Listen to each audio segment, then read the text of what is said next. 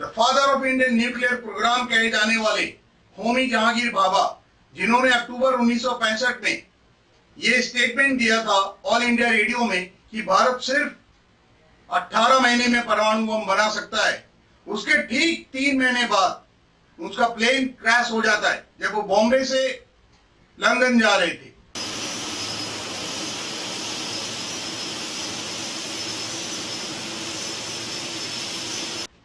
क्या ये एक हादसा था या फिर एक सोची समझी साजिश?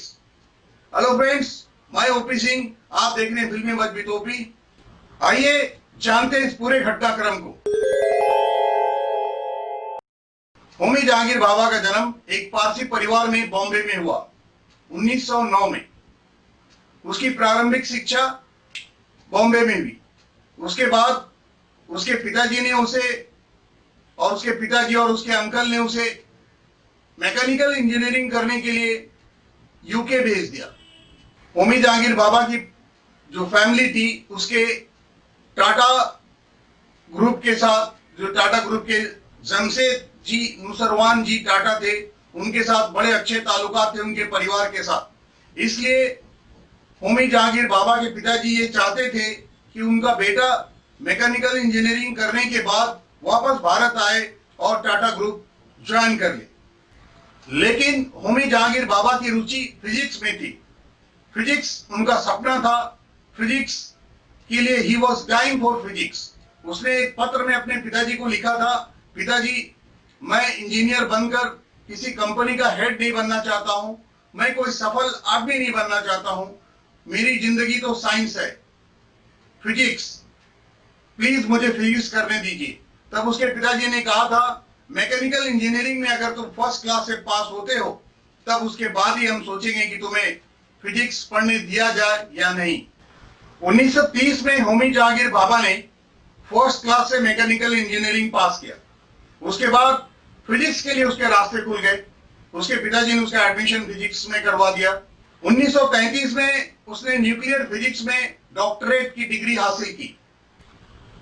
1939 में होमी जहांगीर भाभा थोड़े दिन की छुट्टियों के लिए भारत आए थे, बॉम्बे आए, लेकिन वो फिर वापस नहीं जा सके क्योंकि तब तक वर्ल्ड वॉर 2 शुरू हो चुका था और वो यहीं रह गए। जब होमी जहांगीर भाभा बॉम्बे आ गए और उसके बाद वापस नहीं जा सके चूंकि वर्ल्ड वॉर 2 शुरू हो चुका था, तब उन्होंने शिद्दत से यह महसूस किया कि भारत में रिसर्च सेंटर चाहिए साइंस के लिए।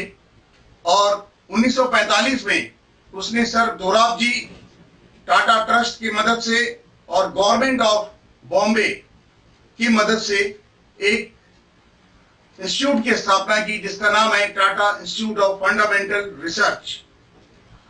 1956 में पहला एटॉमिक रिएक्टर ट्रॉम्बे में बन के तैयार हुआ। उस समय के जो प्रधानमंत्री थे, तत्कालीन प्रधानमंत्री पंडित जवाहरलाल नेहरू, वो इस नौजवान न्यूक्लियर साइंटिस्ट से बहुत ज्यादा प्रभावित थे और उन्होंने परमाणु कार्यक्रम में इसकी भरपूर मदद की।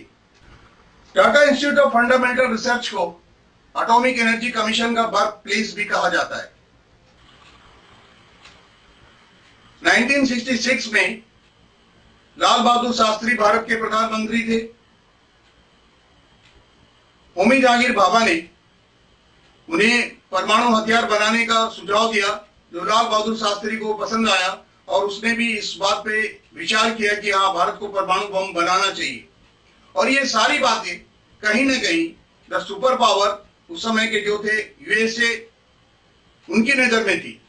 और 1965 में एक रेडियो इंटरव्यू में भी इन्होंने कहा था, होमी जहांगीर भाभा ने, कि भारत सिर्फ 18 महीने में परमाणु बम बना सकता है। कि ठीक 3 महीने के बाद अक्टूबर 1965 में उसने ये बयान दिया ऑल इंडिया रेडियो में। और 24 जनवरी 1966 को वो एक कॉन्फ्रेंस के लिए जेनेवा जा रहे थे।